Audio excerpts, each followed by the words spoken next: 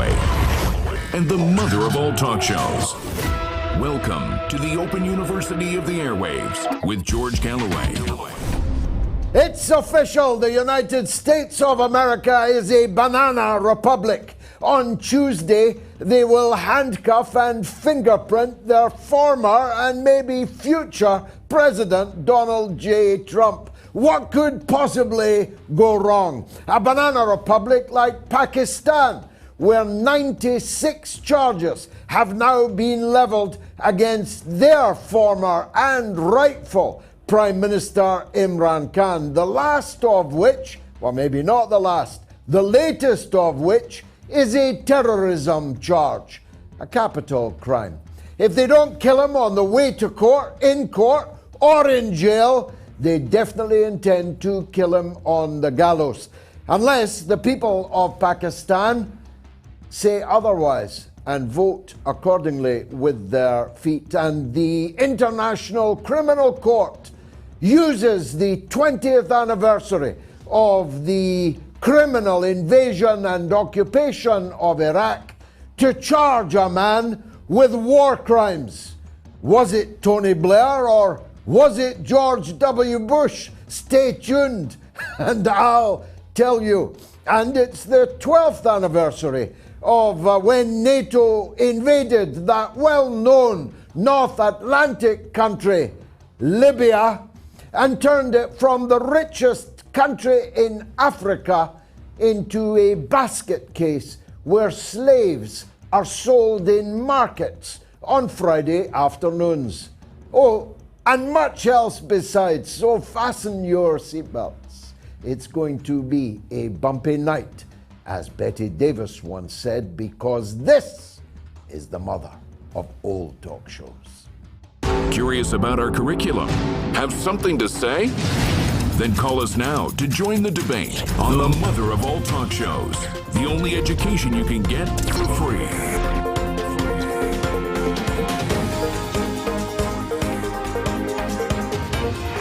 George Galloway, the mother of all talk shows. With George Galloway, the world is our classroom, and you're welcome to sit in and join the seminar. I'm not making it up. They're actually going to handcuff and fingerprint and make him do the perp walk. Their former president, Donald Trump. Maybe their future president. And maybe that's what they are worried about. The more unbeatable Donald Trump seems to be, given the cataclysmic mental decline of the geriatric Joe Biden and the, well, how shall I put it, intellectually challenged vice president who will more or less automatically take his place when they shuffle him off in a bath chair to the funny farm. Given the parlous state of the Democratic Party in the United States, a victory for Donald J. Trump in the next presidential election was beginning to look well nigh impossible to stop. And so they've come up with a wheeze of a sex finance case, whether or not things were put down as legal fees when they were in fact hush money to some broad that Donald Trump used to allegedly lay down with. They're going to charge him in the District of Manhattan. What could possibly go wrong? Well, of course, peace and calm and amity could break out in the United States at the sight of a man supported by at least half of the electorate of the United States being put in handcuffs and made to do the perp walk. Calm could be one outcome, or total chaos could be another outcome. But there is a third, that as Elon Musk predicted on his platform Twitter, it could be handing Donald Trump not just a victory in 2024, but a landslide victory, maybe even one from a prison cell. Now that would confirm the banana republic status of a country that's built on a giant Ponzi scheme and yet is handing out hundreds of billions of dollars to a country so far away that nobody in the United States, even in the political bubble, could possibly pronounce, spell, or even find on a map the places that they're funding the fighting in. Ask them if they know where Bakhmut is. They don't even know whether it's an important battlefield or not. They told us it was when they were rushing supplies to the front. Strategically vital, the New York Times told us.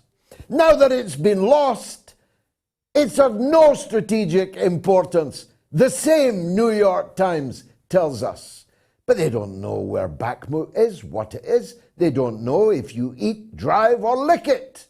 It's just a name in Eastern Europe that they have elevated to a matter of such dire principle that the entire future of the existence of mankind on this planet must be tied to it. As I often ask you, are you ready for your son to die over which side of a line Kupiansk is on, when it's been in 4 different countries in the last 100 years? Well, actually, it turns out it doesn't matter whether you're ready to die for it or not. The people that run your countries have already decided that you may very well have to die for it. Or die for Taiwan. If I knew a town in Taiwan, I would now throw it onto the table. It would help me rhetorically. But I literally do not know a single town or city in Taiwan. It's a small island which is part of China. Not according to me, but according to the British government, according to the American government, according to the European Union, according to the United Nations, according to every country in the world, bar 12 satrapies of the United States. One of them, Honduras, just jumped ship, de-recognized Taiwan and re-recognized China. Washington was furious. But Honduras was only doing exactly what the United States did after Richard Nixon and Henry Kissinger made their famous visit to Chairman Mao in Beijing and immediately de-recognized Taiwan and recognized China as one country with its capital in Beijing. So why they're getting so angry at little Honduras is a bit hard to discern. But then they created riots in Georgia when the Georgian government tried to implement a law which was written in the United States, which requires people working for foreign entities in the field of NGO work and politics and human rights and all the rest of it. They literally took the wording of the United States law and tried to implement it. And according to the government of the United States, this was a grievous blow against freedom and democracy. I'll be speaking on their freedom and democracy at a conference in Beijing in this coming few days. And we'll be bringing Wednesday's mother of all talk shows direct from Beijing to you. And that's one of the issues we'll be talking about. Imran Khan's life is in danger. I've been saying that to you for months. Many accused me of hyperbole. Many said it was merely a common or garden request by the police and the courts for Prime Minister Imran Khan to present himself in court. Some fools said, well, you know, Benazir and even the Shahid Zulfikar Ali Bhutto, they presented themselves in court. Yeah, and look what happened to them. Both of them were murdered by the very same people that intend to murder Imran Khan. Imran puts it more diplomatically. He says they're trying to put him in jail so he can't run in the elections. But that won't work, you see, because if the elections are free and fair, then Imran Khan's party will win a landslide victory, whether Imran is behind bars or not. And with that landslide victory, he'll be sprung from jail. And whether or not he is the Prime Minister or the President, he's the leader. And he'll change many things, including jailing the absconding thieves who now infest the so-called cabinet of Pakistan. So do you think they're going to risk that? Imran plainly thinks so. I pray to God that he is right. But I think differently, because I've been in this play before. I tried to save the life of Zulfikar Ali Bhutto. I prayed all night when Benazir left Dubai to return to Pakistan for her safety, and I knew in my heart that they were going to murder her, and I know in my heart that they're going to try to murder Imran Khan.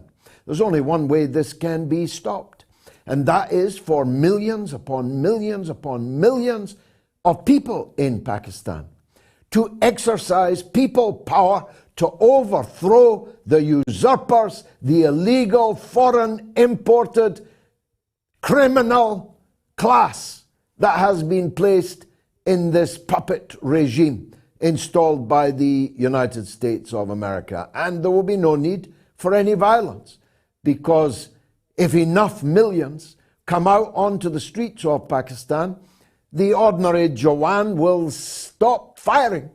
In fact, if he doesn't stop firing, he'll run out of bullets. And then the people will disarm him, to be sure. But I have enough faith in the ordinary soldiers of the Pakistan army that they will not shoot down millions of their people. But that's the only way to save Imran Khan. Now, it is the 20th anniversary of the Iraq War, which killed 1 million people and counting, both in the invasion, during the occupation as a matter of deliberate policy, the occupying powers pursuing a deliberate policy of divide and rule between Sunni and Shia, Arab and Kurd, set the Iraqi people against each other, the better themselves, to keep control of the country and steal its things. And then, of course, there came the development first of a strengthened Al-Qaeda. You'll remember I said to Tony Blair in the weeks before the war, there are no Al-Qaeda in Iraq, but if you and Bush invade them, there'll be 100,000 Al-Qaeda in Iraq. And how I underestimated that.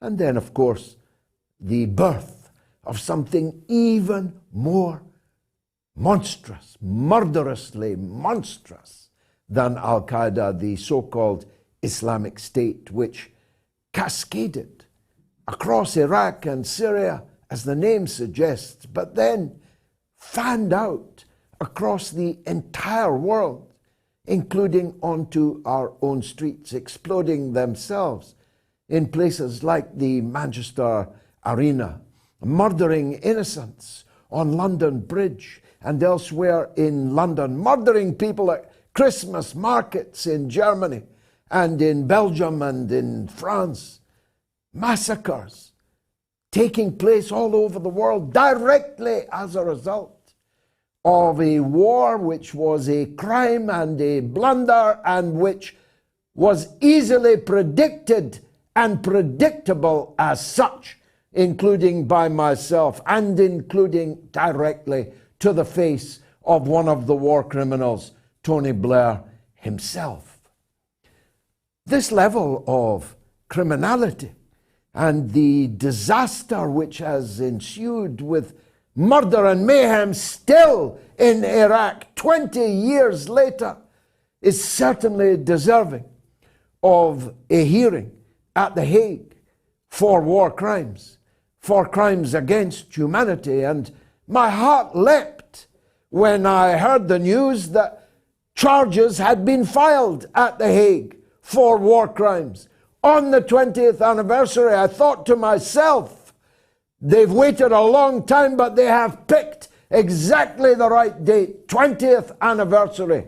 Let's see Bush and Blair in court. But of course, it's not Bush or Blair or Alistair Campbell or any of the other war criminals that are going to The Hague. It's Vladimir Putin. Yes, it's the Russians they're going to put on trial for war crimes. Not themselves, not Bush, not Blair, not Netanyahu, not Sarkozy, not Obama, not Clinton, no, Putin. You just couldn't make this level of cynicism up.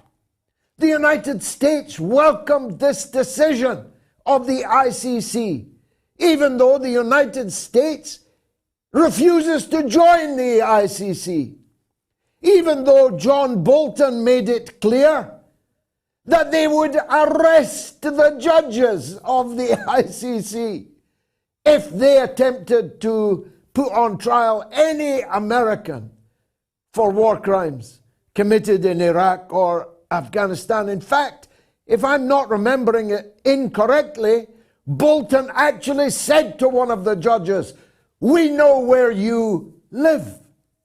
We know where your children work." And then the United States Congress passed a law called the Invasion of the Hague Act. Trust me, I'm not making this up. They passed a law giving themselves the power to invade the Netherlands if The Hague attempted to put any American on trial in front of the ICC. But they are welcoming the decision to put Vladimir Putin on trial. What can you say about this grotesque level of cynicism? The only proper response is to laugh at it. What a pity that we have to laugh in the face of the only international criminal court that we have ever been able to institute. But the German government is taking it very seriously. One of the German ministers has just said, if Vladimir Putin sets foot in Germany, we will arrest him. Really? I'll tell you what, Mr. Minister, Herr Minister, if Vladimir Putin sets foot in Germany, you'll not be in any position to arrest him. He'll be arresting you and liberating Berlin once again. How about that then, Herr Minister? The truth is, all of these foreign invasions and occupations have been a catastrophe, but that doesn't stop them trying it over and over again. 12 years ago, NATO invaded Libya. Why? For what? To put Al-Qaeda and ISIS in power in Tripoli and to empower them to do the kind of mass murder that they did in the Manchester arena. Why? How was that in your interest? How was that in our interest? How was it in the interest of the people of Libya? Afghanistan, 20 years we labored. We murdered thousands. We lost thousands of our own people. Their lives, their limbs, their minds. We spent $1 trillion of our own treasure only to hand it back to the very same people that we invaded 20 years before to drive out. Syria, we tried it all again.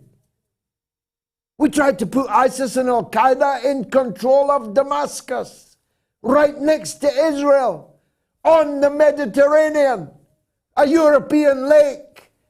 What could possibly have gone wrong with that? The lunatics didn't just take control of the asylum 20 years ago. They are still running the asylum. And they're trying to take you to war not with a broken-backed banana republic like Iraq or like Libya. No, they want to take you to war with hypersonically, intercontinentally ballistic missile, powerful nuclear superpowers at the same time, Russia and China. As Mr. Churchill famously once said in another context, up with this we shall not put. Will we? Because if we do put up with it, if you do allow these people to drag you over that cliff, you deserve it. You deserve everything that's going to happen to you. That's my point of view. You can tell me yours. This is a university, after all, and unlike many universities, you are free to speak back to the teacher. Stay tuned. I'll be right back.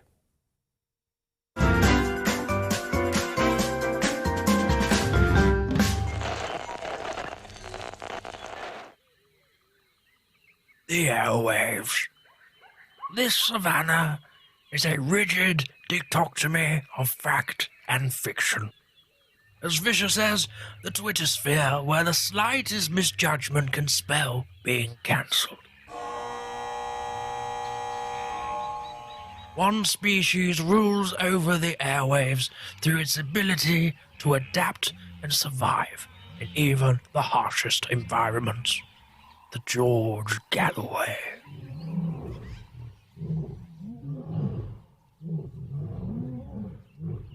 The top cat in these parts, it is mostly active on Sunday evenings in Britain and mid-afternoon in the United States.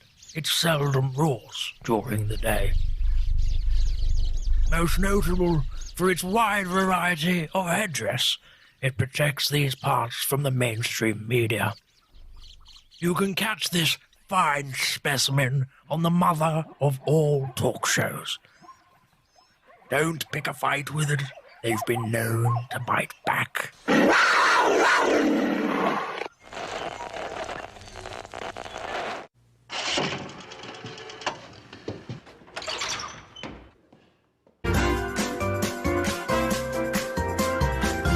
You are listening to the mother of all talk shows with George Galloway. We've had dozens of calls already, and I haven't even asked for them yet, and the show has begun. We've got 125 calls.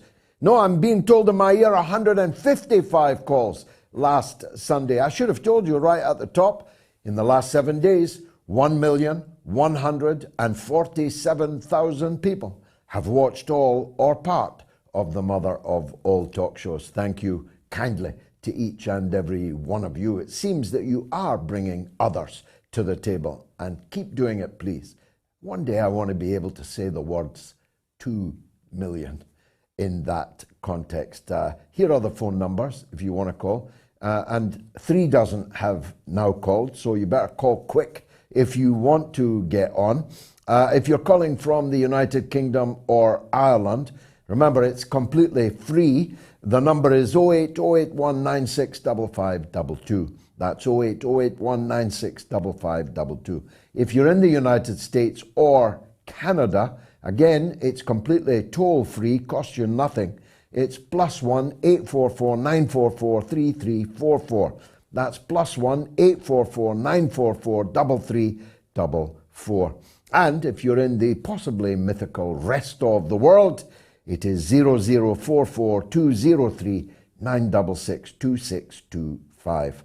That's 0044 203 966 2625. And we've got a poll going which has 15,519 votes so far. Will the arrest of President Trump produce A, calm, B, chaos, C, a Trump landslide? You can vote on my Twitter feed, on the YouTube, on my Telegram channel, t.me/George Galloway, or on the YouTube community poll.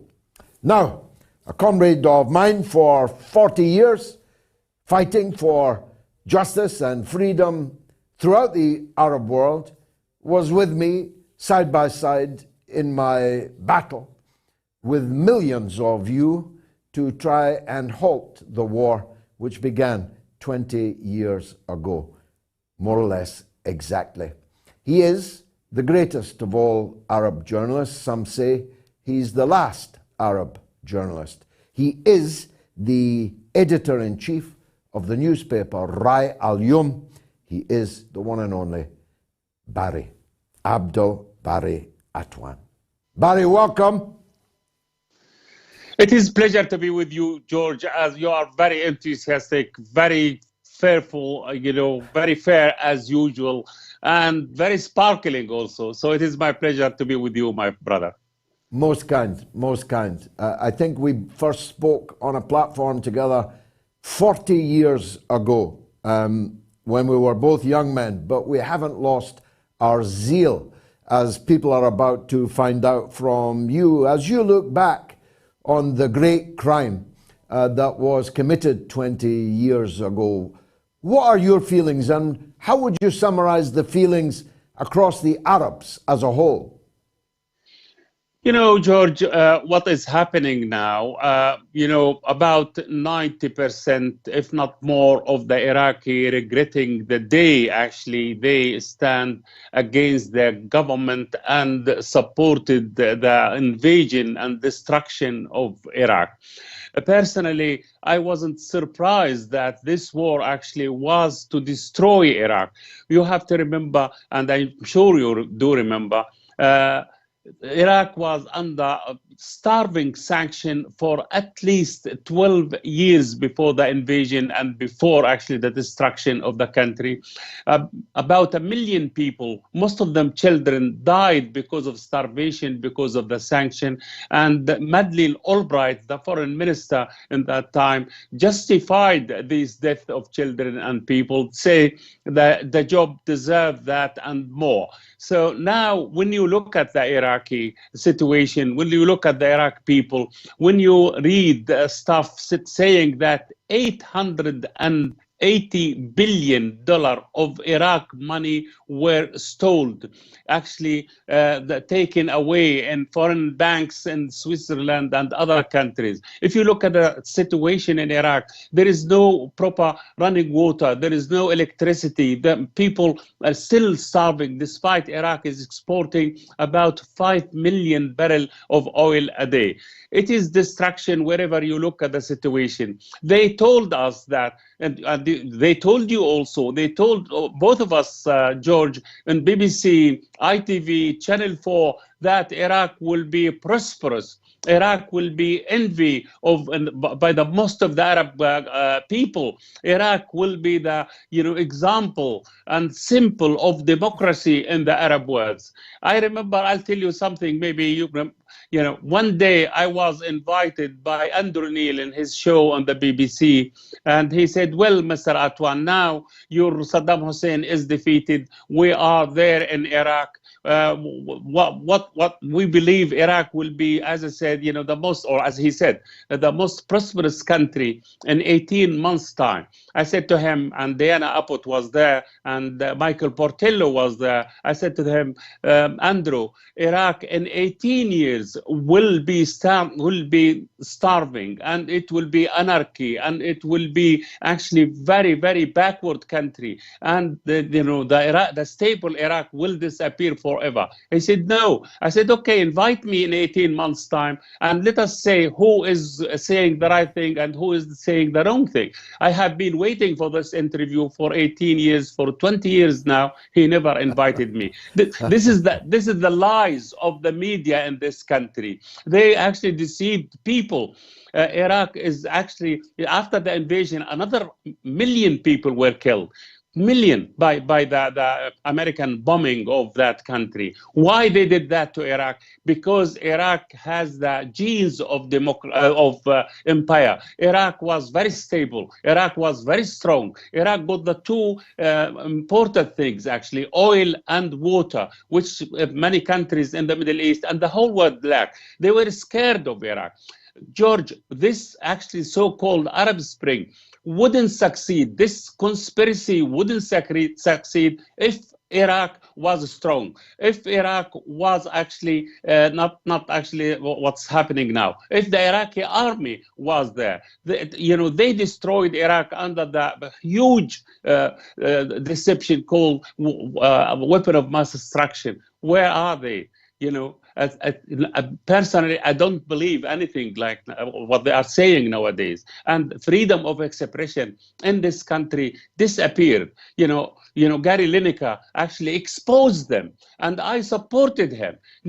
People here in this country, I took refuge in this country in order to express my views, my free views. Gary Lineker could not express his opinion. I cannot express my opinion. I am deprived from appearing in any of the English or American channels and the whole world. So you can see that it is lies. Lies when they actually invaded Iraq, lies now when they are talking about Ukraine, lies now when they are actually talking and deceiving their own people.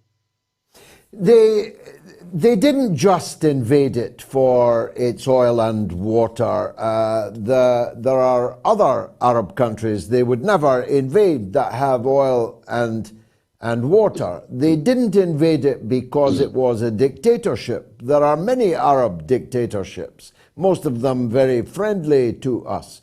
They invaded it because it was a sovereign country that didn't follow their orders. Whether you liked their government or not, it was a real government. It was a real state that could not be ordered to do this or that. That's the truth of it, isn't it? Yes, because Iraq actually has a very solid infrastructure, because they removed or put an end to illiteracy in the country, and the UNESCO celebrated of that, because they were concentrating on rebuilding a country to be sovereign, as you mentioned, because its leader refused to be actually on the American conspiracy, supporting the American conspiracy to make Israel a superpower and to actually deprive the Palestinian people of their legitimate right of independence, of actually, justice and prosperous life. This is the problem. If Saddam Hussein actually said yes to America, if he said yes to Israel and Israeli crimes, I think he wouldn't be invaded. Look, most of the Arab countries are dictatorship. Why they don't invade them? Why they invaded Libya, for example? Why they destroyed Libya? Why they removed Gaddafi? Simply because Gaddafi wanted to issue and supported the African dinar, the African independent currency, because he wanted to create the African Union, like European Union. So that's the problem of those leaders, because they were independent, because they had a plan, they have a vision, they want to liberate their country from any outside influence. That's why they paid a heavy price for that. And not only them, but also the people, their people. Why the Libyan actually suffered because of this NATO invasion, because of this NATO bombing. Why, for example, the Iraqis suffered? Why 2 million Iraqi killed? If they want to remove Saddam Hussein, they could do it by all means, but they want to destroy Iraq. They want to destroy the Iraqi people. They want to humiliate them. And that's what happened. When children actually don't find milk, don't find food and die of starvation, when women, they don't find anything to feed their children. That's what happened to Iraq. That's what is happening now to Syria, George. Why Syria is starving? People, they don't have gas, they don't have mazot, they don't have diesel, they don't have electricity, they don't have food, they don't have bread, they don't have anything. And this is but because the Americans want to humiliate the Syrian people. There are about 30 million Syrian now. Literally, George, is starving. There is no medicine at all. There is no medical care. Why the Americans do that? You say it is Caesar law, which we have to impose in Syria. Oh, why are you imposing it? So, well, I cannot remember. I cannot understand why they are doing it. Trump admitted that they spent $90 billion in order to destroy Syria. He said it by his tongue. And also, the Qatari foreign minister, Hamad bin Jassim, said we spent $136 billion in Syria to change the regime in Syria. So why they are doing that? You know, it is American dictation. It is American instruction. But now the Americans are paying a very heavy price in Europe. Now they are paying a very heavy price in Ukraine. Now they use the Ukrainian people as a shield, as you can say, as a tool in order to destroy Russia. Why they want to destroy Russia? Why they want to starve Russian people? Why they want to impose sanctions in China? Why we cannot live together in equal footing? Why we cannot live in peace in our world? Why they are dragging us to a nuclear war in order to destroy us?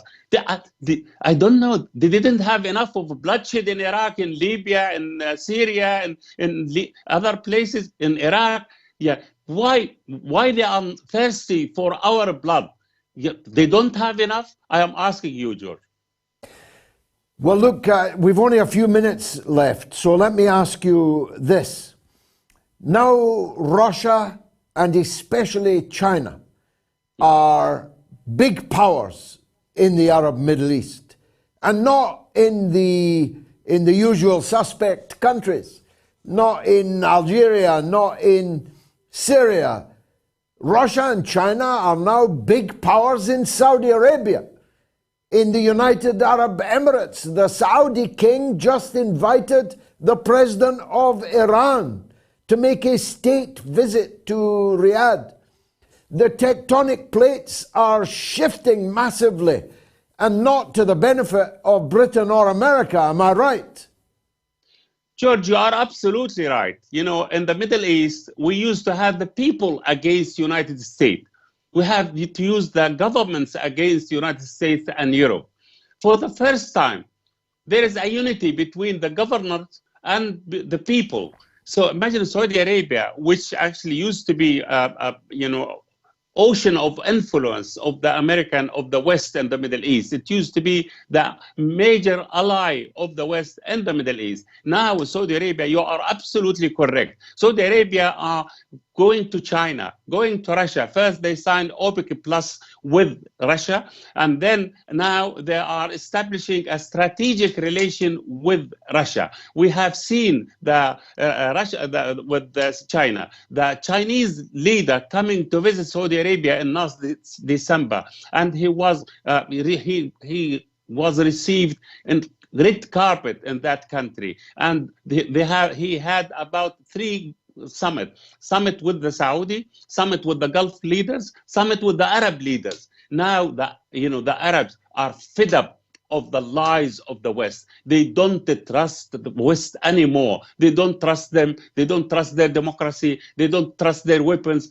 Look at the American weapons were defeated in Yemen.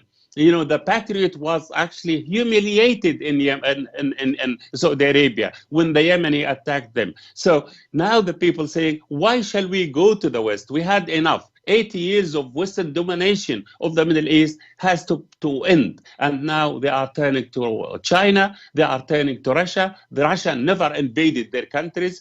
China never occupied their countries. You know, they're always supporting their people. Russians signed agreement with Iran. $400 billion will be invested by China in Iran. The same thing, you know, billions, hundreds of billions of dollars, Chinese dollars invested on Africa. No, they are helping people. They are not killing people. How many people in the Middle East were killed by China? How many people in the Middle East were killed by Russia? That's the big question. But there are millions killed by the West. You know, why the Palestinians are suffering? Why now they are turning to armed struggle? Simply because 30 years of negotiation under the American umbrella with the Israeli, you know, the outcome was ridiculous. Nothing at all. No independent state, no good life, no work, no proper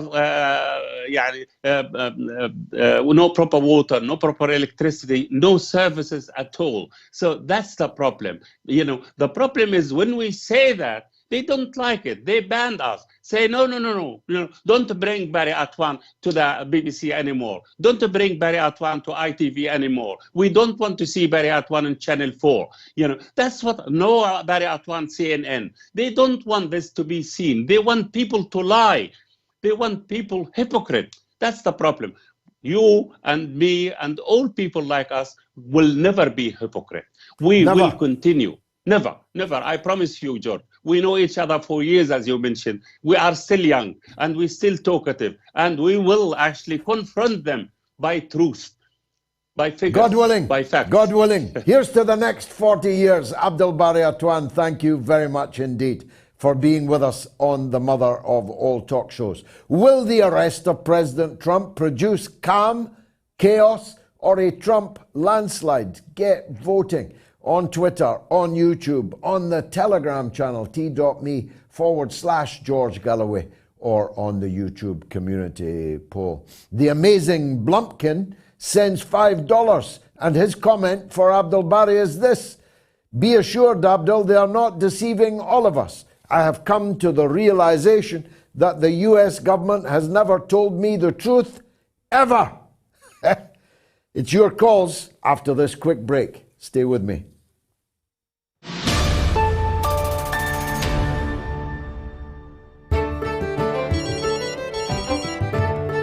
Back to the lines. There's Big Tommy in Glasgow. On you go, Tommy. Ding dong, the witch is dead. We've spoke before when one of the witches died, if you remember, Maggie Thatcher, brother. You remember? I felt the same about Sturgeon going as I did about Thatcher going. Me too, Absolutely, brother. Me too. exactly the same feeling of elation. Having had to live with her in this country, and as it got worse and worse, I was despotic. I was just disgraceful that we could have a leader like that dictating to us in Scotland. Disgraceful that the Scottish people were being fooled. Whatever Boris said, she added 20% misery added tax and had a press conference that lasted all day announcing 20% worse restrictions than Boris had imposed. Well, and that was crazy. I was all for Boris. I disliked Boris. But I'm sitting there going, oh my God, how have we got a leader 20%, like you say, worse than Boris? It was unbelievable. Tommy, we're a miserable people to begin with. If you add 20% misery added tax to us, no wonder this last couple of years in Scotland has been absolute miserable hell. Exactly, George. And you know, right, at the start when they mooted this independent stuff, I was against it for the reason, this is a sideshow. This is going to disrupt the people and take people's eye for the real game from how bad the country is. And I've seen what these people are like, these independent, shortbread heads. This little, anyway. So when I seen what it was all about, I understood it clearly. This is not right. And when you've seen the policies that were enacted on, they're building 2 ships, or trying to build 2 ships, that cost more than the Parliament. She's trying to cut the todgers off of 16-year-old boys. I mean, she's fell on her sword. Thank God that all the 16-year-old boys who were thinking about changing their thingy will be breathing a bit safer tonight in their beds. Tommy, I love you, man. You are listening to the mother of all talk shows with George Galloway.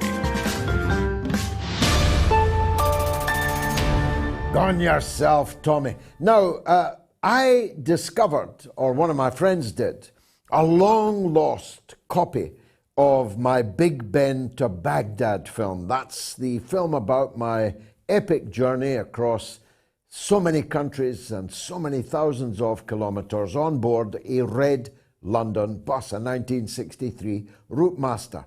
It was narrated by the Oscar-winning actress Julie Christie. I thought it was gone forever, just some faded copies of it on YouTube. But the director, Chris James, discovered the tape and has applied AI, which I'm told is artificial intelligence, to the copy, and it is beginning to look utterly brand new.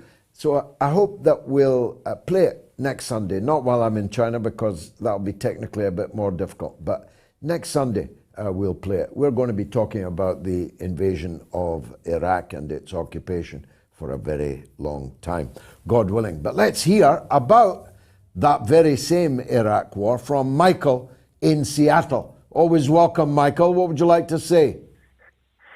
The indefatigable George Galloway, once more. Thank you. That's It's me. a great honor That's and me. a privilege. I've always thought indefatigable was a great word, and most people can't even say it. that was the test, exactly, if I could even pass it along to you. But listen, before I get to the direct point on the Iraq war, let me just say thank you for the shout out about not only your film, but I love Route Masters. I lived in London in 1979 and was quite the rascal on them, and just best loved bus them. ever built. Best bus ever built. And I love that there would be a driver and a ticket taker. I love the whole concept of having two people on the bus. And with the idea that, and also let me just say, Abdel Bari Atwan was just an eloquent, beautiful man. And if you're just not compassionately moved by what he has to say, I think really don't have a heart. Yeah. So, exactly. But let me say this: when the Iraq War, was started, I knew, 20 years ago that it was obvious. It was easily to see that it was a lie. And what my concern is that those who participated in its destruction, in Iraq's destruction, are now being interviewed for their insights into the great mistake. And and forgive the analogy, but it would be like interviewing government functionaries and Wehrmacht officers after the fact, that they should have known that their participation was a great, to paraphrase Hannah Arendt, a banal evil. So in one respect, I'm a little bit concerned that people who were in the government and in the military and have said that they've served there are not necessarily called out with some type of mea culpa. And I'm not asking for a purity test, but some type of information to say, listen, I participated in this great evil, and it was a mistake, and it was a mistake. And I'll just say it was frustrating for those of us who knew at the time.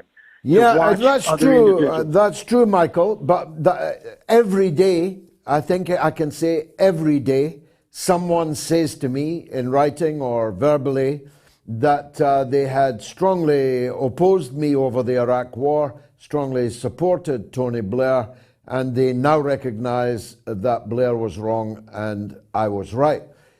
Secondly, I don't know if you saw the clip from Tucker Carlson this week, in which he's being interviewed by a young man on some kind of hipster radio or television. It's a very, very powerful interview, and it deserves to be seen and heard by everyone.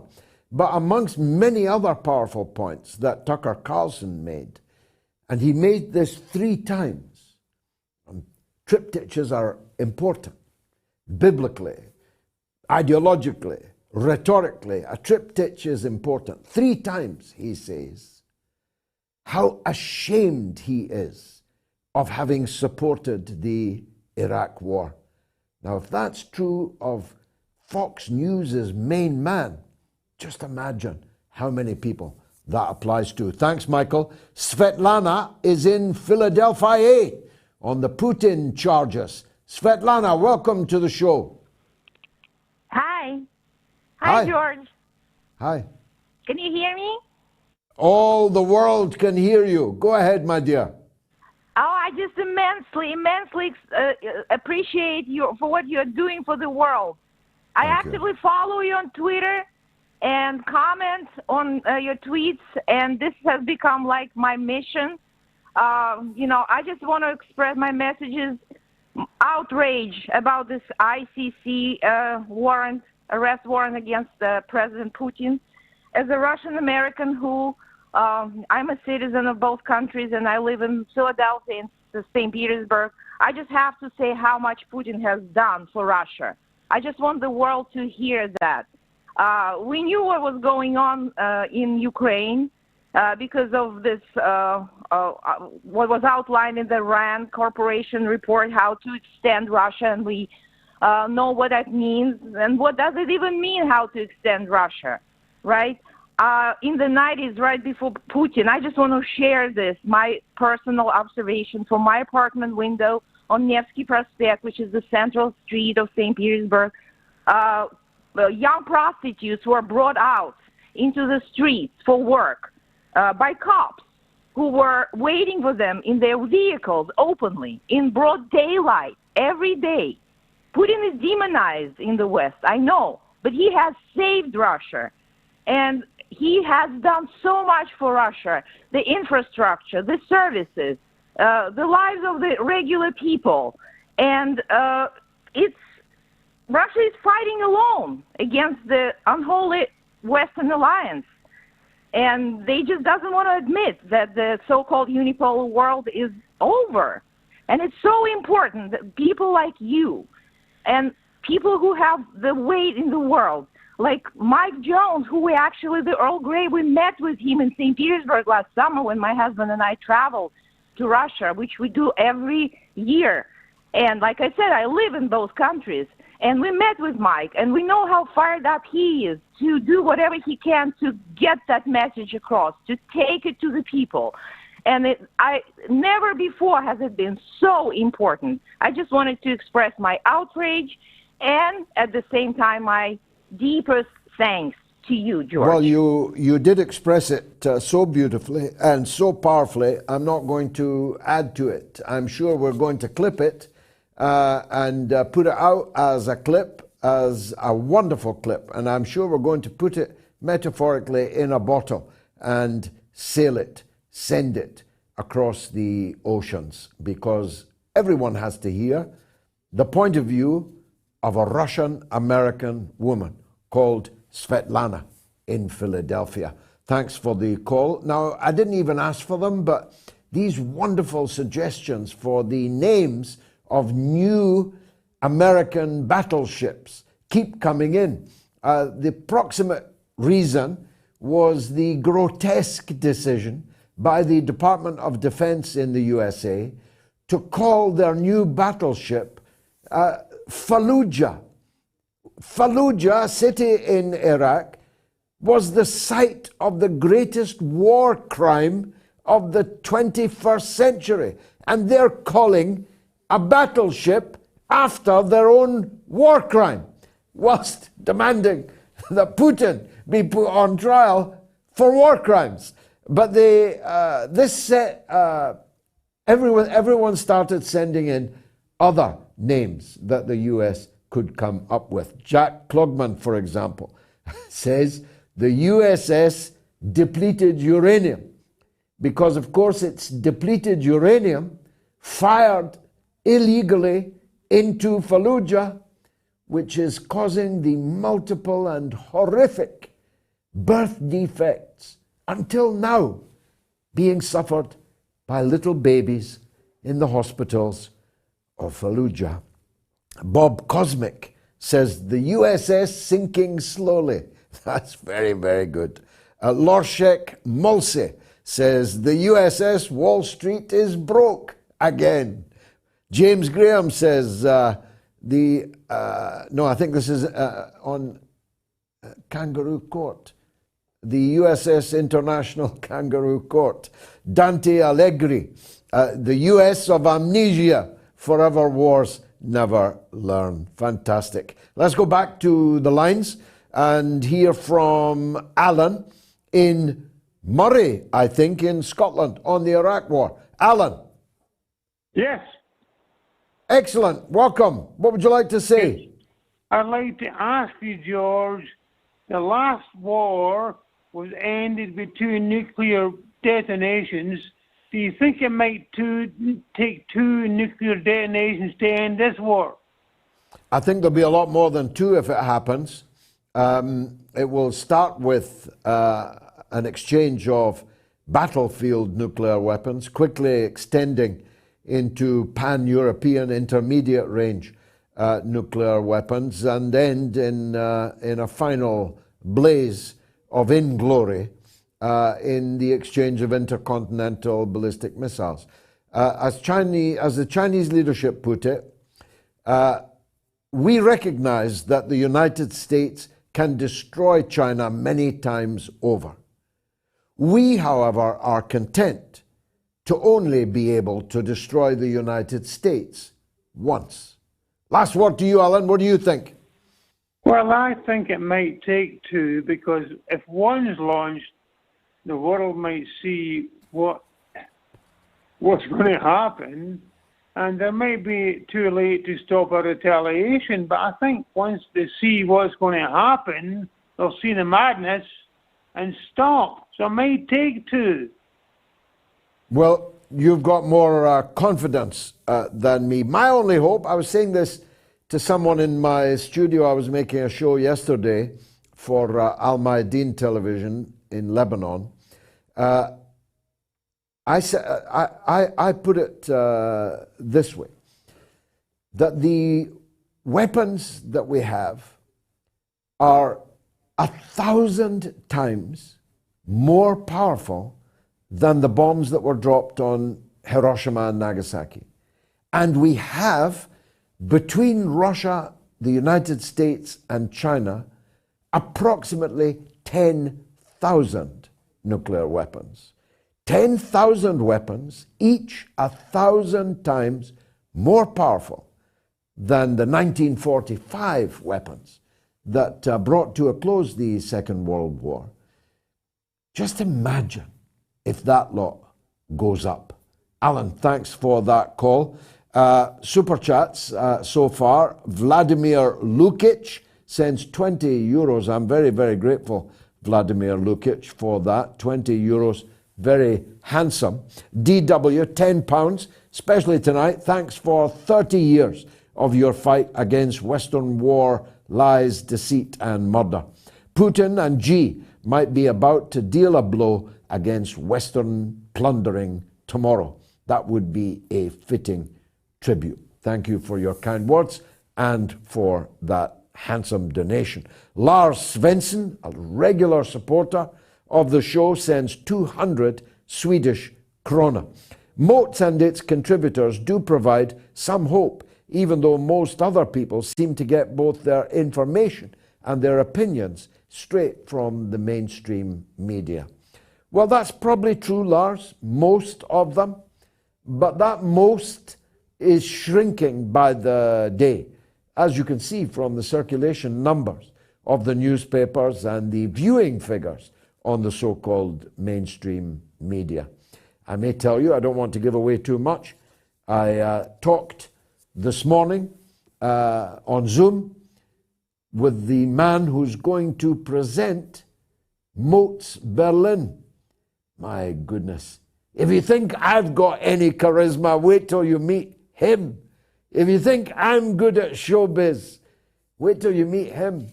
If you think my politics are good, wait till you meet him. I'll unveil him later. He's a fantastic star and very, very famous in Germany. We're coming, Moats Berlin. Doc Jazz sends 50 AED. The American empire is at its end. Its culture decadent, its military overreached, its leaders corrupt. Time for a new world. And even if that's going to hurt, it is still inevitable and necessary. I think you're from the Netherlands. Sing hallelujah. The farmers won, and the establishment now do not have a majority in the Dutch Senate and cannot continue to close and sell off the farms in the Netherlands. So the next time you hear someone say politics doesn't work, it can work if the people make it work. Let's go to David in Swindon in England. Go ahead, David. Yeah, I'd like to talk about the International Court. Yes, go ahead. The mainstream media you've just mentioned. Anybody watching the mainstream media would think that the whole world is against Putin. But if you look at the maths, which I like to do, there are 195 countries in the world, 123 are signed up to the criminal court, which means 72 are not. Okay? Yeah. But if you look at the maths of the figures, the countries that are not in the court are China, India, you've nearly got 3 billion there, our friends in the USA, North Korea, Saudi Arabia, not forgetting Israel and South Africa. So if you add up all those other figures, the vast majority of the world does not subscribe to the International Court. So my proposal for your University of the Airways is, why don't some of the bigger countries that don't get together and form their own World Criminal Court? Well, you're on to one of my favorite subjects, David. Why can't we have a YouTube? Why can't we have a Facebook? Why can't we have a Twitter? Why can't we have a United Nations? Why can't we have an International Criminal Court? Why, to paraphrase the Salvation Army at the beginning of the 20th century, why should the devil have all the best tunes? Anybody can make a Facebook. It's only a blackboard that people write on. Why do we have to allow Nick Clegg and Mark Zuckerman to decide what we can read and what we can write? Let's go into the business of making parallels. You've got an international court that the great majority of the people of the world want nothing to do with, including the United States of America. So we'll have our International Criminal Court. You have a Eurovision that bans people. We'll have a different vision, a Moats vision. Why let the devil have all the best tunes? It's one of my most repeated refrains. David, last word to you. She phoned up at about 5 to 7 this evening, because I knew you'd be talking about it, and I've been on the boil all day thinking about this hypocrisy.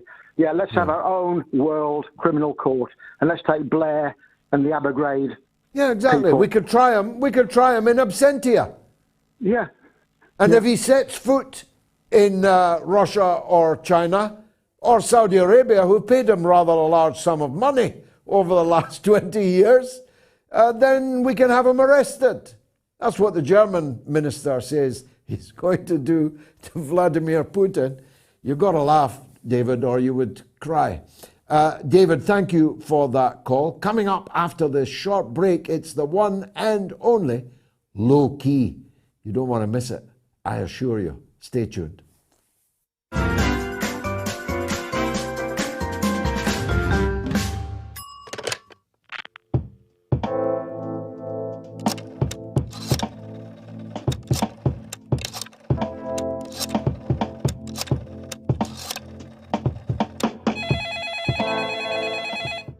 Donald is in Inverness on Assange. Go ahead, Donald. Hi, George. Good to hear from you again. I'm phoning about Assange, but really your audience is highly privileged to benefit from your international research.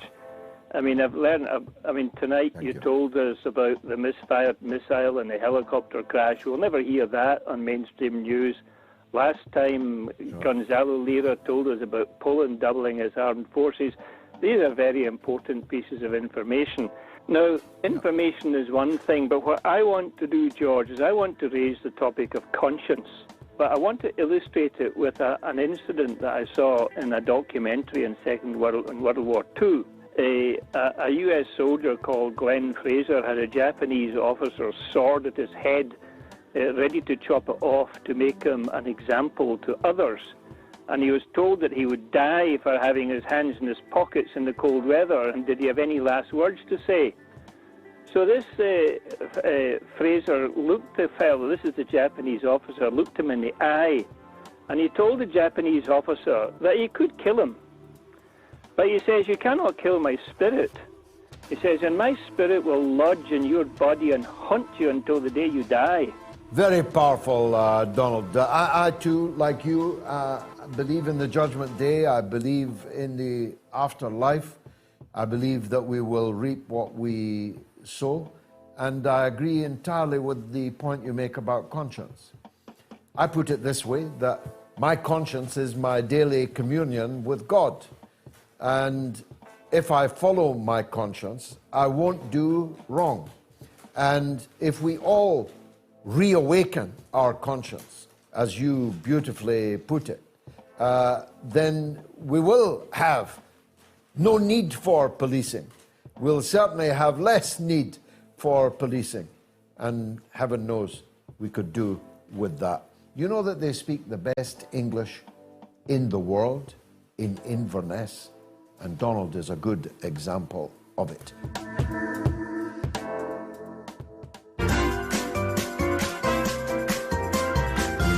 You are listening to the mother of all talk shows with George Galloway.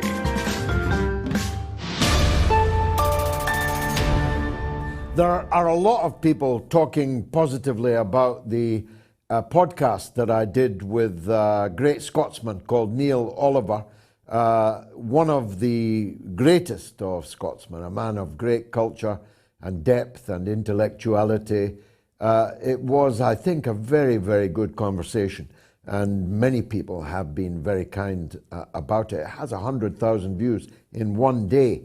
You might want to check it out on YouTube and elsewhere. I don't know where else you would find it, but I watched it on YouTube. Neil Oliver and me chewing the fat.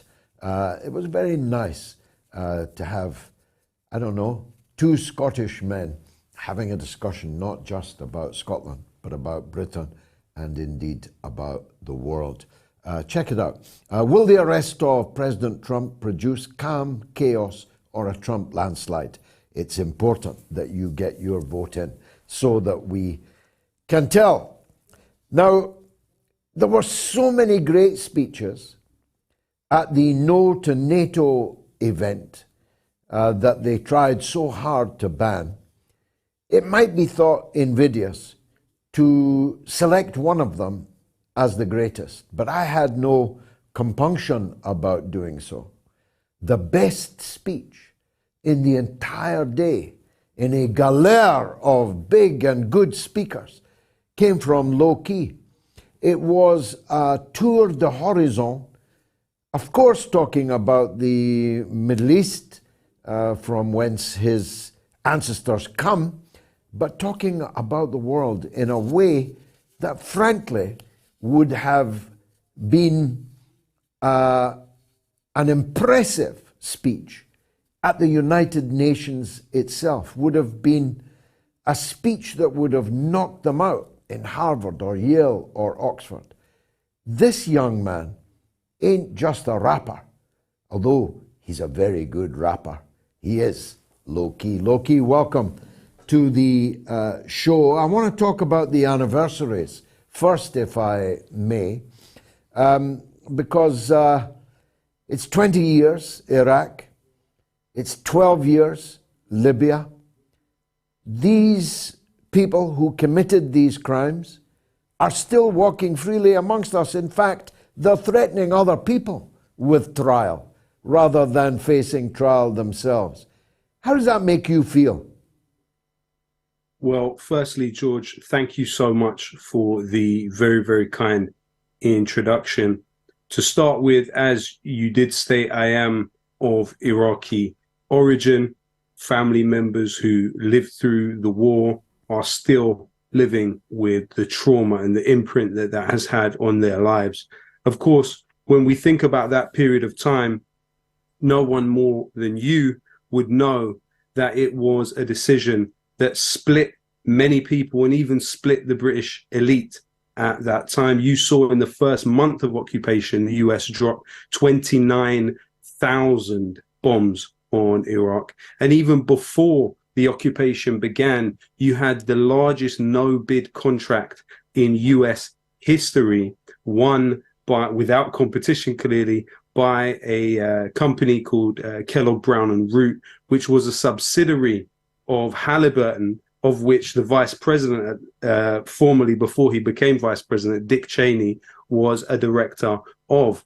You know, throughout the occupation, you saw 1 in 25 Iraqis displaced, and you saw over 1 million people killed. You know, the opposition to the Iraq war was so massive that you saw 36 million people across 3,000 demonstrations globally protest against it. And we're talking about 20 years after that, when on average the United States and its allies were dropping 46 bombs per day and displacing between 37 and 59 million people. This has been a massively destructive 2 decades of human history, but there have been winners and there have been companies and individuals that have benefited massively from this. And for me, of course, when looking at the juxtaposition that you have of those like yourself, like Julian Assange, like others who opposed these wars with every fiber in their being, having paid the price for that opposition,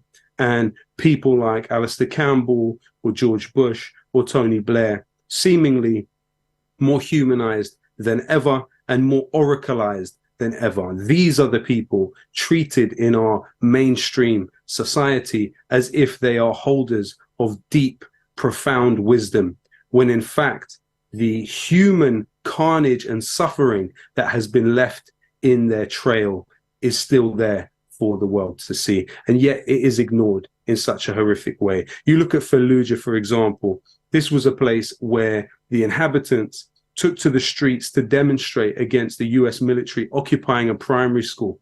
And the US military fired upon them. And then it led to a series of events which saw depleted uranium and white phosphorus used in Fallujah. And now you have a 38-fold increase in leukemia, a 10-fold increase in breast cancer. And daily you see children being born with all form of deformities and difficulties. And, you know, this is the legacy of this war, you know, and we have to always remind these political figures of the human cost of what they have done and hold them to account. This was the looting of a 4,000-year-old civilization, the basis of so much humanity, which was desecrated by these ghouls. Such a powerful statement. I'm almost loath to take you back a little, but I feel I must. The people who did all this are not only, of course, now vastly richer for the most part. I've no doubt Dick Cheney got a handsome reward for the no-bid contracts that he handed out. Tony Blair is richer than Croesus, with something like 50 properties throughout the world. Even his 30-year-old son is a multi-millionaire. A complete transformation in the lives of these people. And of course, the journalists and broadcasters that told us that not only was it inescapable, but it was a good thing, are still pontificating today about other conflicts. But they're forced to say something on the 20th anniversary. So they have opted for, it was a mistake. That, of course, sanitizes them from having committed a crime. It was a mistake. It was a blunder, but it was also a crime. And a criminal blunder is, by definition, something you should pay for, isn't it? Absolutely. And, you know, one of the things that we've also found is the companies that benefited from some of the most ugly parts of these wars. So, for example, Lockheed Martin, which was employed to interrogate people at Guantanamo Bay, later in 2010 carried out the census in England. You then have a company like Khaki International, which was implicated in the torture of Ghraib, was given a big contract for that. It later went on to deliver the census in Scotland. You look at another company like Palantir, which was founded for intelligence operations in the territories the US had occupied as part of the war on terror.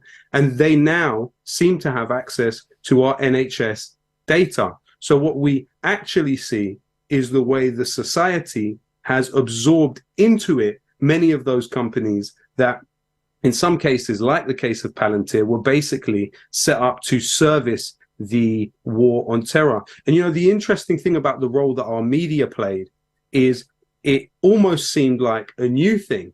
But actually, when we look at the one of the founders and the first director general of MI5, it was Vernon Kell. Now, Vernon Kell, simultaneous to being an intelligence officer, was actually a correspondent for the Daily Telegraph at that time. So what you have is this way in which we are governed by a media government complex, which works in this weird symbiotic way and is able to astroturf all these kind of ideas within the society to lead us to basically give our consent to these policies, which we should oppose on many different levels. You know, you also have to remember that one of the things that was carried out in Iraq was economic shock therapy, particularly in the first year or so of the occupation under the CPA. You know, you've seen actually huge theft take place at that time. And even the auditor, which was appointed by the US government to examine the accounts of that period, found that at least 12 billion of revenue, which was appropriated by the coalition regime, had not even been adequately accounted for. You saw many other examples where US administrators as part of the CPA were taking part in serious acts of theft in Iraq. You saw Paul Bremer issue 100 legally binding orders, and within those orders, some of them were the deregulation of the labor market, the eradication of import tariffs and trade barriers, a reformed banking sector, which allowed for Iraq's banking sector to be completely owned by foreign companies. You saw the Order 39 particularly, which allowed for the privatization of over 200 state-owned enterprises. Now, according to Article 55 of the Hague Regulations, it is illegal for an occupying country to privatize the country that it occupies assets. And that's what took place. So there's so many different layers of illegality which happened during this period. You literally saw overnight over 50% of the workforce in Iraq become unemployed, and the country largely industrialized. They stopped using pesticides, which killed the date trees, which meant that, you know, it takes 15 years for date trees to mature, and they are only just re-establishing themselves in the date market. They crushed the leather industry, for example, literally going from 200,000 people being employed to 20,000 people being employed. They completely eviscerated the society, George. When we say that they killed 1 million people in Iraq, some of them, most of them run away, but some of them say, no, it wasn't us that killed 1 million people in Iraq. Many of those, perhaps 3/4 of them, were Iraqis killing Iraqis.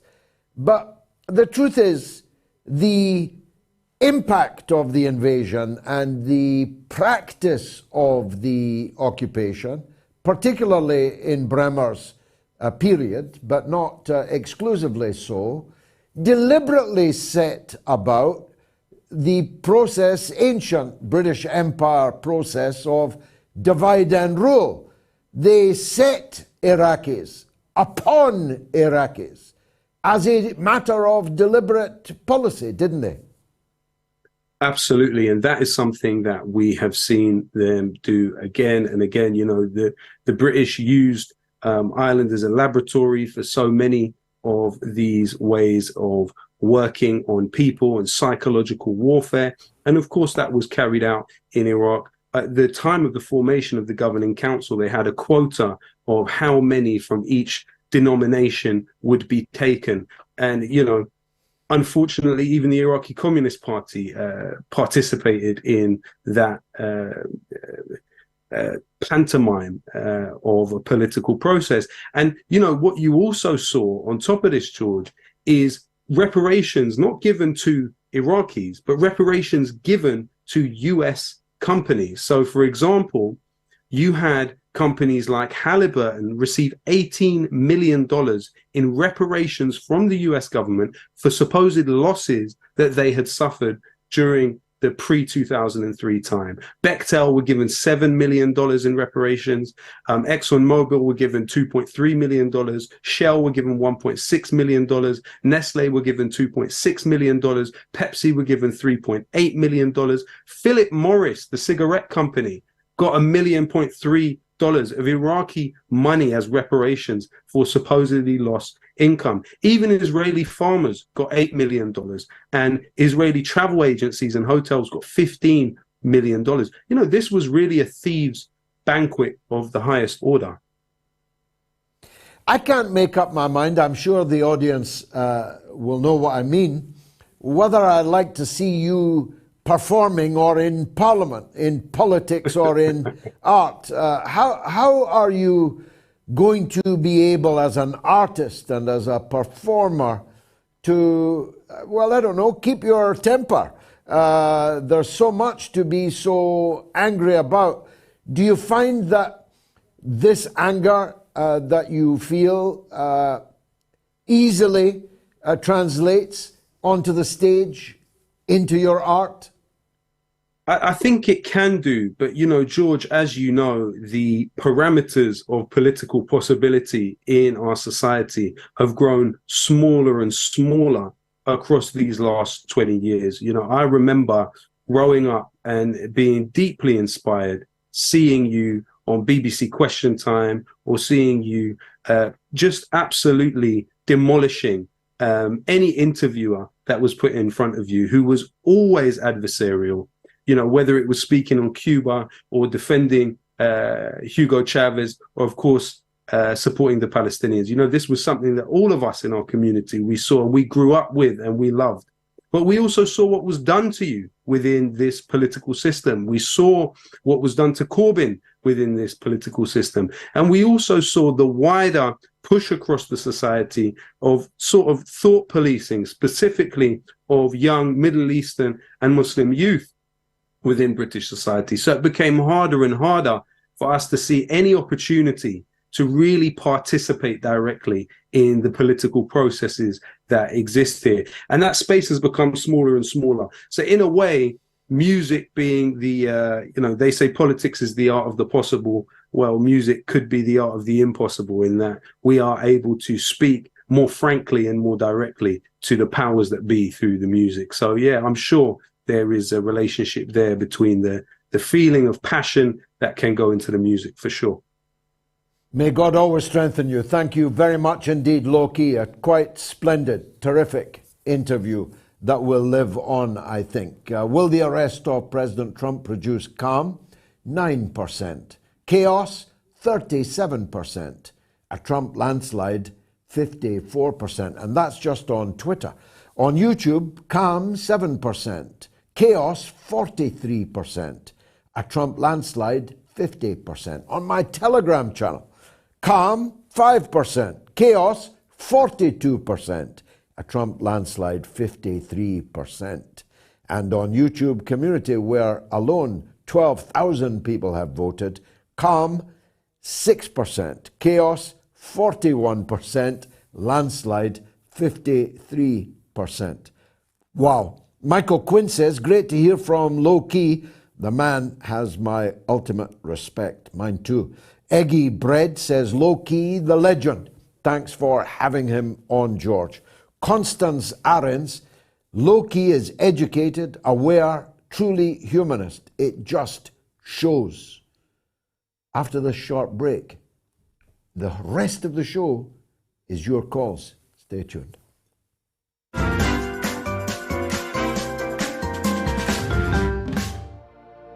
The 1897 edition of War of the Worlds by H.G. Wells. Read by George Galloway. Available only on Patreon. The cylinder was artificial, hollow, with an end that screwed out. Something within the cylinder was unscrewing the top. Good heavens, said Ogilvy. There's a man in it. men in it, half roasted to death, trying to escape. At once, with a quick mental leap, he linked the thing with the flash on Mars. The thought of the confined creature was so dreadful to him that he forgot the heat and went forward to the cylinder to help turn. But luckily, the dull radiation arrested him before he could burn his hands on the still glowing metal.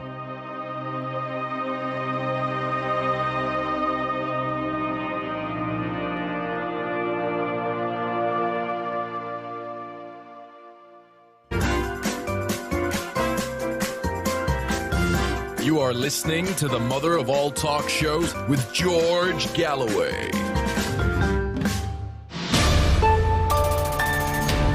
Phenomenal number of YouTube comments. Terry Fantastic, what a great name, says, your talk with Neil Oliver reminded me why I joined the Workers' Party of Britain, which I lead. Please follow it on Twitter and social media. You mentioned, says Terry, Harold Wilson, former MP of my town, Hoyton, Knowsley. We need a George Galloway, but instead we got George Howarth. You'd have to know George Howarth to know how funny and powerful a point that is. Thanks, Terry. Norman is in Manchester. On you go, Norman. Hi, George. How you doing? All good, thanks. What would you like to say?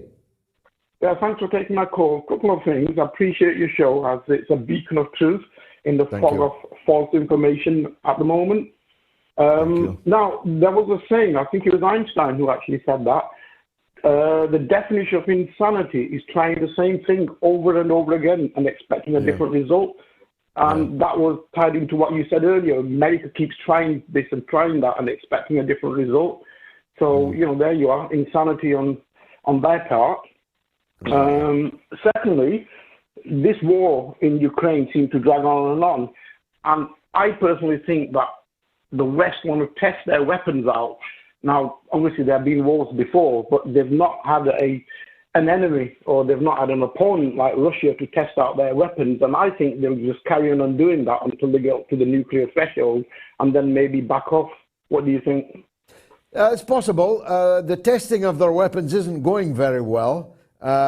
It's undoubtedly true now. You can tell that by the operation of the capitalist market that Russian weapons are better than Western weapons, and perhaps more pertinently, not just better, but far more plentiful and far more easy to produce, with the ability to produce in short order vast amounts of ordnance that Western de-industrialized countries are simply unable to do. Hence, the armories of all the NATO countries are more or less bare. And the Ukrainians are still screaming out for more. And we hear, you know, promises of things announced. It's a bit like, you know, Tony Blair paved the way to this. He was a master at making announcements of things that wouldn't actually happen for some years into the future. But he got all the publicity for them now, long before anyone could ever see or touch them. Well, the same is true of so many of these weapons announcements that have been made. Tanks, guns, this, that. And then you discover they'll actually not arrive until the end of the year, the middle of next year and so on. The war will be over by then, Norman. That I'm absolutely certain of.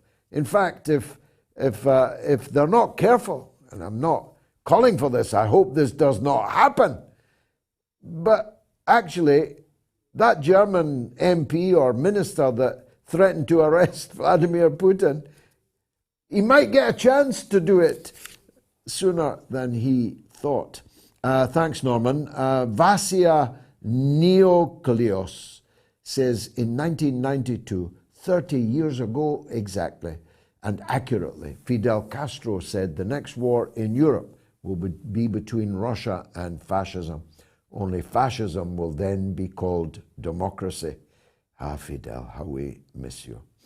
Dante Allegri says if the real Dante, the original Dante, rewrote his novel, he'd surely add a 10th circle of hell for the Albrights, the Kissingers, the Obamas, the Blairs. A new level of perfidy and horror has emerged since the Middle Ages. Beautifully put, Dante, in the style of the original Dante. Very well said indeed. 18,219 people have now voted in that poll. Let's see if we can get it up to 20,000, shall we? It's the case that a clear majority, 55, 50, 53, 53, think that arresting Trump on Tuesday will produce a landslide. And only 9, 7, 5, and 6 think it will bring calm to the United States. Let's hear if Gavin in Oklahoma agrees or not. Gavin, welcome to the show. Oh, me? Yes, Gavin, you. Go ahead. Oh, my name is Jonathan. Oh, it says Gavin. I beg your pardon. Yeah, the screener must have misheard me. Yeah, okay. Jonathan, most welcome. I wanted to discuss a couple of the Trump indictment in connection to the Ukraine war. I mean, it's clear now for nearly a year now that Trump has been in full-throated in opposition to the NATO war conflict. And really, I would think his presidency was not only robbed in 2020, but I think the entire presidency, all 4 years, was robbed because of the entire Ukraine conflict has been planned out for a decade plus since the February 2014 coup. And it's pretty at this point. I would say at this point, indicting him now over a misdemeanor at most. At worst, is all. So it's the number one. Many reasons behind it, but the number one reason is that they want him returning to the presidency.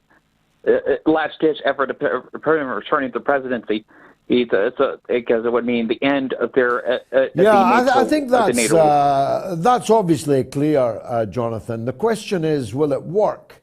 Now, our poll suggests that it will not work. What's your take on the ground in Oklahoma? What do you think your neighbors will think if they see President Trump in handcuffs? Well, I live in a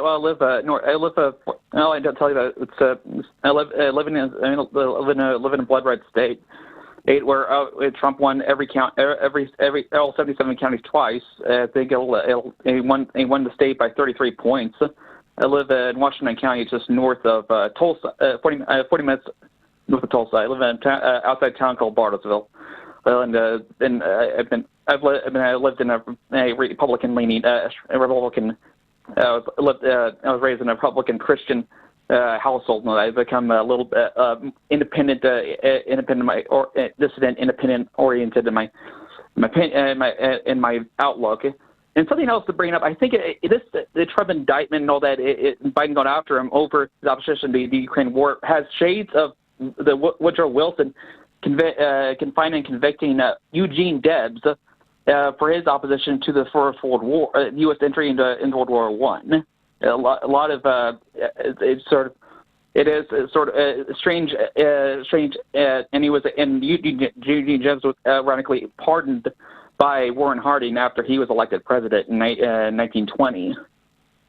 Yeah, Debs ran for president from a prison cell.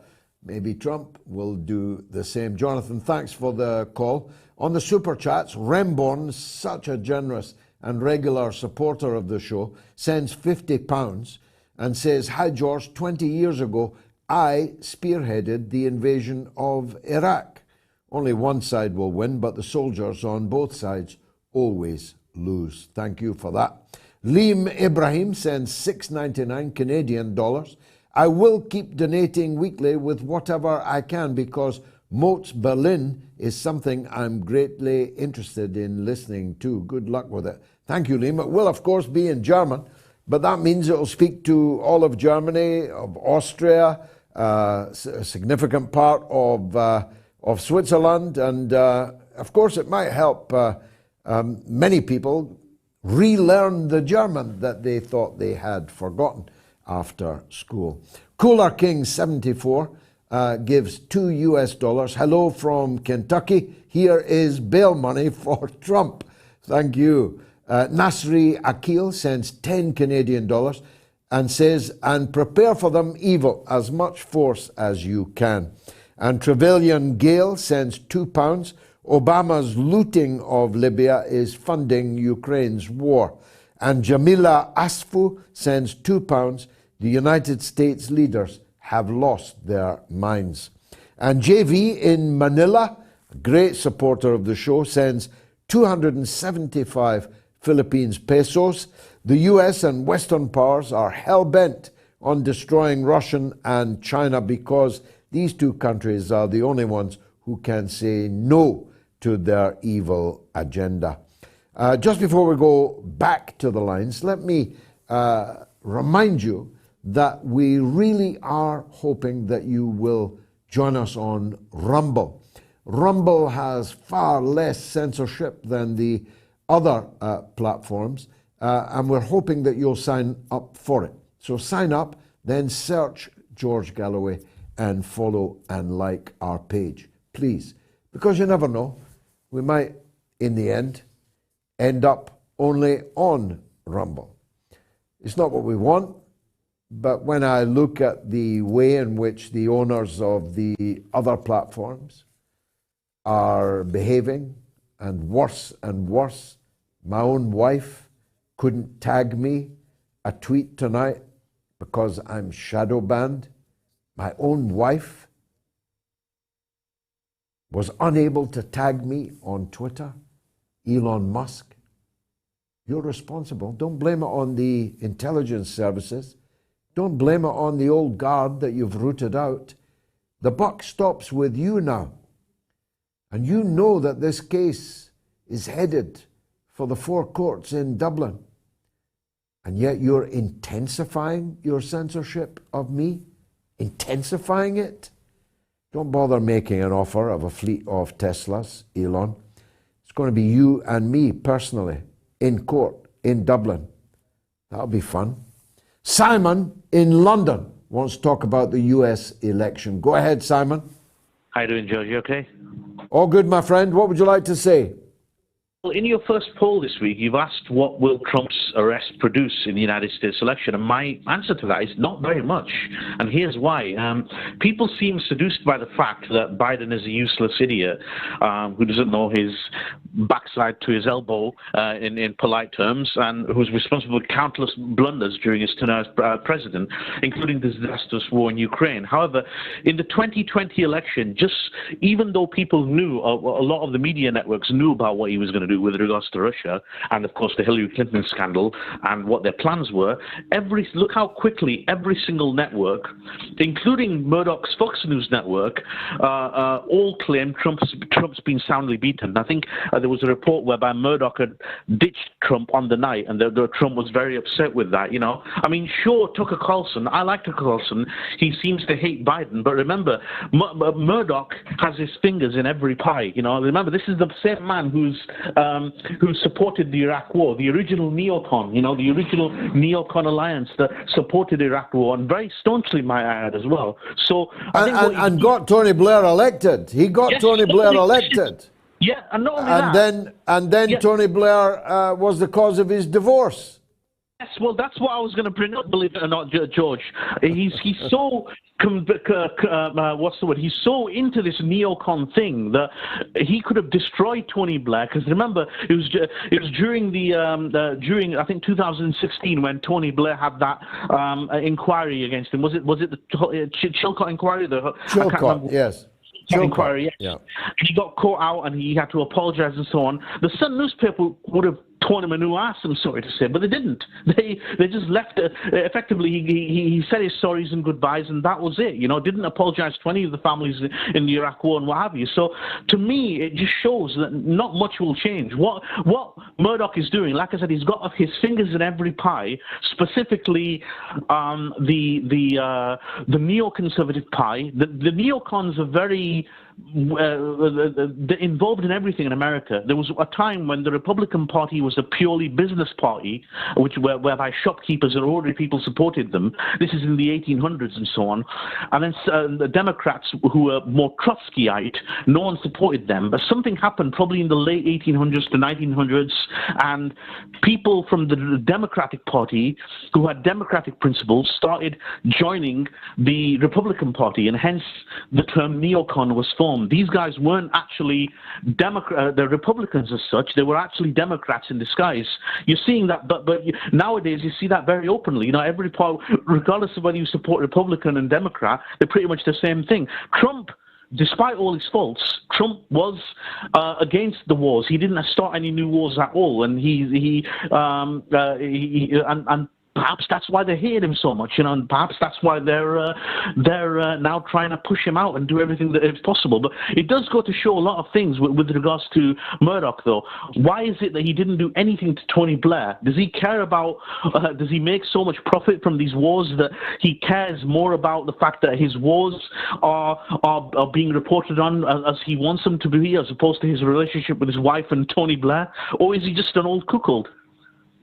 Well, he's 93 now. I don't suppose he's much concerned about his profits. He is a creature of the right. He's a thoroughgoing reactionary, except when it comes to personal matters. And he has ruthlessly, for half a century or more, used his media power to make and break political figures, and he made Tony Blair. Tony Blair might well never have been the Prime Minister of Britain if Murdoch and his then huge media empire hadn't embraced him. Simon, that was a very, very good call. Thank you for making it. Susie in Alaska, it says here, thinks Russia has taken her hostage. How could I resist? Susie, welcome. Oh. Susie, you're on the air. What would you like to say? Hi, George. Igam sa kayo vekam kanila nga passing it out nga sibo kam. What language are you talking to me in? Susie? Hello. Yes, my phone. I'm not. Anyway, can you hear me? I can. The whole world's waiting for your call. Go ahead. Okay. All right. So my name is Susie Suluk, and I just told you in my language that my name is Bashingadak from Gamble. It's an island 38 miles from Russia, and our tribe extends over into Russia. So we can see it, and we used to travel back and forth before the day, you know, the Cold War and all that. Okay. So while we've known for decades that we walk upon rare earths and petroleum on our island, as well as our highly spiritually evolved Taoist culture artifacts, we didn't develop those resources, since the Land Claims Act. We own subsurface and surface rights because we didn't take cash during the Land Claims Act. So we own the island in its entirety. And so it does have a lot of rare earths and petroleum, but we wanted to protect our culture and our environment because we live off the resources from the Bering Sea. You know, we are marine mammal hunters, and so we didn't do that. So, and then my grandfather, he worked with the anthropologists and archaeologists from the Smithsonian that came out there because of this highly evolved culture. And he wrote prolifically about our culture, so he was sort of like the first indigenous ethnographer of sorts, of the type that he was. And he also was a substitute teacher and worked with a missionary. So, you know, he was amazing, actually. So, and I'm an artist and an activist. First of all, your call demonstrates just the extent to which we are a global university of the airwaves. And so I'm very glad that you made the call. and interested too, as I'm the husband of an anthropologist, in the anthropological description of your rare earth that you have made. But you told the switchboard Russia had taken you hostage, which I think is what got you on the air. Is that true, or did they misunderstand you? Perhaps it was a language, it was lost in translation. No. Okay, so I'm an artist and an activist, and in 2016 I testified at the Alaska Federation of Natives, which is the largest gathering of the Native people in Alaska, and also at Senator Sullivan's field hearing on, he was looking into the ivory ban, and so we work with walrus ivory, which is from our food sources, and at that time, and probably still now, the walrus are not endangered, but CITES was trying to get them listed as endangered preemptively because of climate change concerns. And really, you could do that to every animal in the whole world, if that's going to be your rationale. But that takes away everything, all kinds of development in that area, and then it would also take away our one only means of support there, that brings us dignity, which is to keep continuing our culture with making the artwork from our food.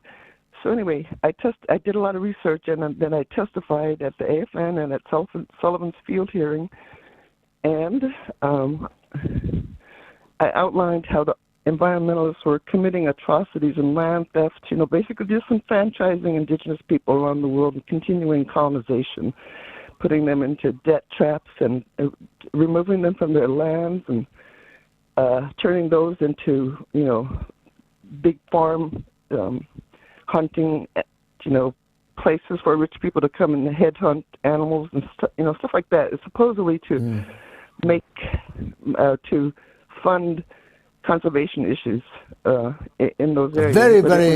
Very interesting call, Susie, but the hour is late. I can't let it go on forever. I hope we will have another chance to talk, perhaps earlier in the show, because I still don't know how Russia has taken you hostage. Perhaps that's a charge that's now been withdrawn. Some more super chats. GM, wow, sends 100 British pounds. God bless you, GM. What a fantastic donation. Jovan Kudra, 20 pounds. Hi, GG. Abdel Bari, what a mind. Good luck with Moats, USA, and Berlin. P.S. The Putin arrest warrant has put even more pressure on Serbia and Vučić. Current talks in Ohrid, Macedonia. The West is pushing Vučić to sign the recognition of Kosovo. Thanks for that donation, Jovan. Matty Gorman sends £9.99. The coalition of Russia, China, Iran, and Saudi Arabia will continue to grow. The whole world can see that the West is completely weakened by the leaders that have been elected into power. Yeah, it's not a great advert for democracy, Matty, the current crop of political leaders in Western countries. The Closer, 20101, sends $20. But when the divine element in them became weakened and their human traits became predominant, they ceased to be able to carry their prosperity with moderation. These words by Plato could easily have been describing the US in 2023. Thank you for that. And for the donation, Boca Janduma, regular and very generous donor of ours, sends €6. Thank you. Check out Dr. John Campbell's video today called Strange Events, a must-see. Now back to the lines. Lester is in Maryland and wants to talk about Putin and Ukraine. Lester, welcome to the show. Thank you, George Galloway. Good evening, and thank you so much. I'm honored for you to have me on here live talking to the whole world. My best guess for this new meeting coming up with Xi and Putin is that we already have from the U.S. They're already talking about they're against any truce in Ukraine right now. And I believe that Xi and Putin will be presenting not only to the Ukraine, but to the UN and the rest of the world, a very sweet peace deal that will, pretty much make a lot of concessions for Ukraine to have whatever sovereignty they have left. And they're doing this, and I believe that they will do this because they know, well, at least Xi and Putin know that the United States is not going to be for it. They're going to prove not only to their own government within their domestic reign, but also to the world that the United States is indeed a belligerent state, warmongering state, and that they're going to now, after they have all the evidence from the United States denying this very good peace deal offer, that they're going to now implement new strategies to deal with the United States, because now they have absolute evidence that there is only one way that that this can end, and it's not going to end the way the United States wants. It's going to end in a way where the security of the whole of the humanity is a peace, and is in the new world where everyone can live in peace, and that's the absolute something that the United States does not want. They want everyone in the world to be underneath their boot, and with this, they're going to prove not only to the world but to their own governments that, hey, look, the United States does not want any peace in this world. They only want war, and there is now a strategy that we must implement to not only defeat but humiliate the United States and disarm them from ever trying to implement what warmongering plans they have. Well, look, not only did the United States destroy the possibility of a peace agreement in Ukraine, they sent the British Prime Minister as an errand boy in order to do it. Imagine that, how the mighty have fallen. Boris Johnson, Prime Minister as he then was of the United Kingdom, was sent on an errand to make sure that Zelensky got no further with the possibility of bringing the war to a negotiated end. Now the polls closed. Will the arrest of President Trump produce calm, chaos, or a Trump landslide? And I've got to tell you that an average of, I think, 53% think it will bring about a Trump landslide. And between 36 and 43% think it will bring chaos. And only 6%, 7 perhaps, think it will bring calm to the United States. I really would love to get a call from somebody who thinks that arresting the last president of the United States is going to bring calm to that troubled country. I really would like to know why someone voted for that, albeit so few. Fred is in Buxton, also on the US. Go ahead, Fred. Hello, George. You feel like an old friend, but you're definitely my hero. Thank you, bro. I'm still celebrating Fulham's meltdown. Well, I have no idea what that was all about. It can only be that they hadn't looked at the replay.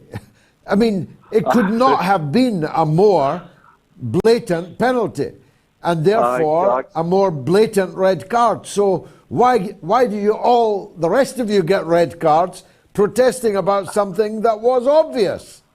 I've never seen anything like it, George. But anyway, I'll tell you that. No, Fred, before we leave it, half the Fulham team should have been sent off. They were all jostling the referee.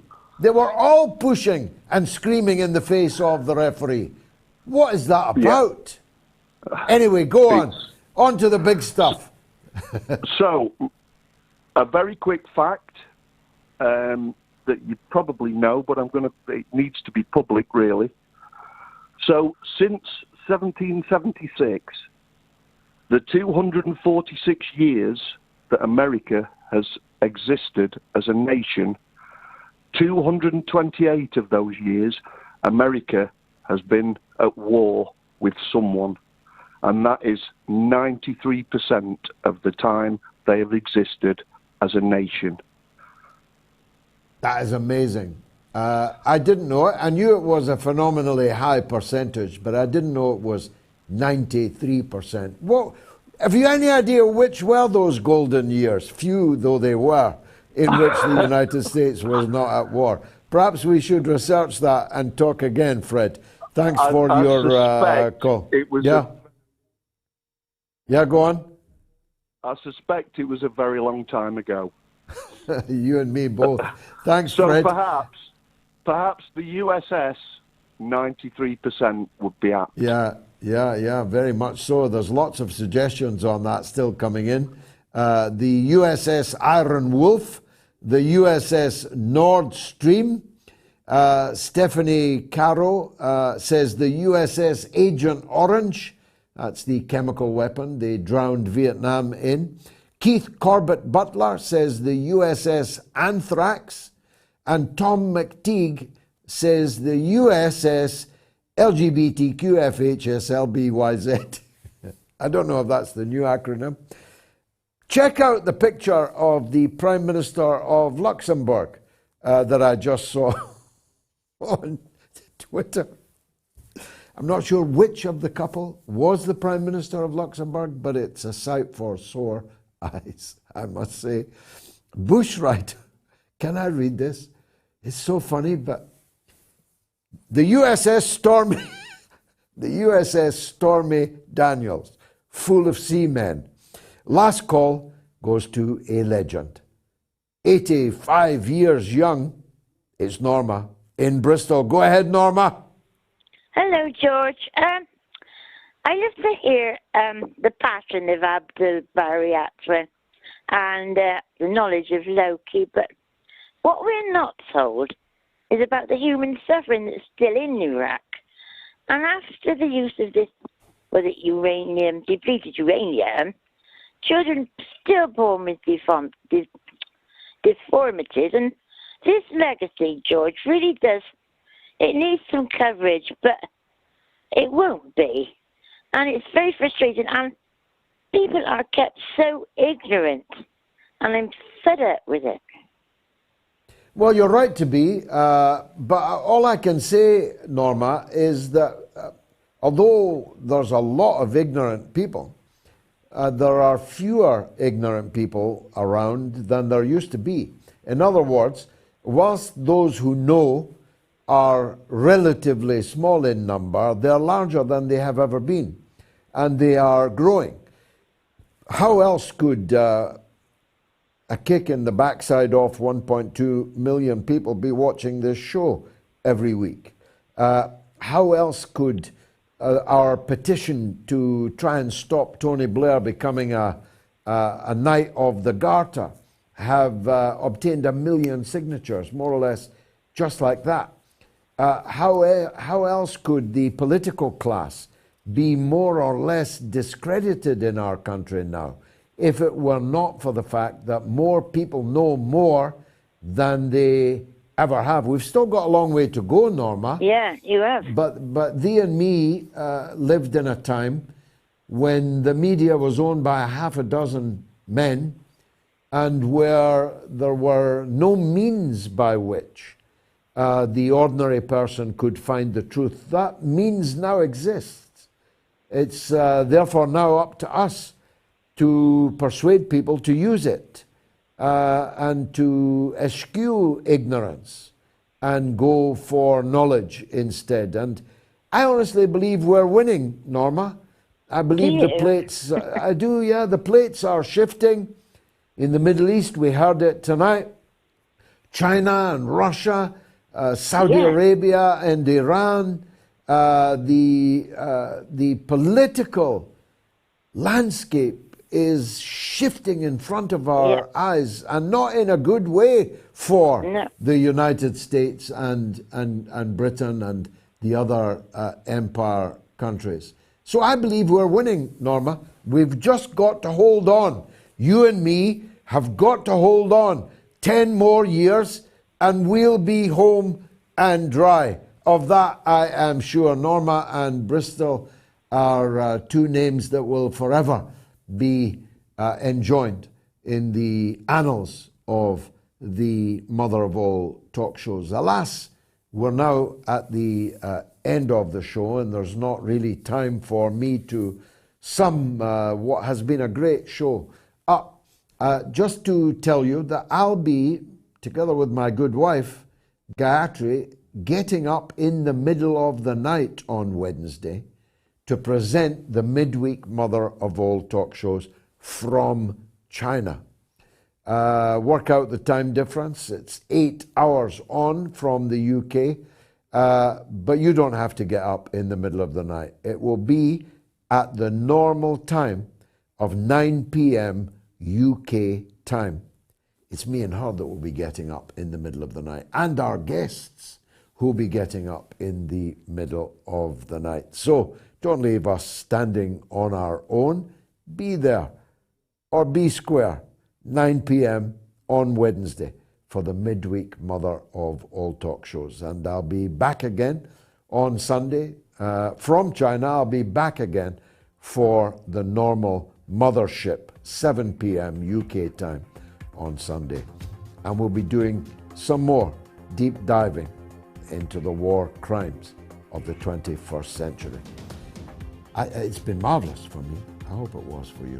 Come back on Wednesday. Good night.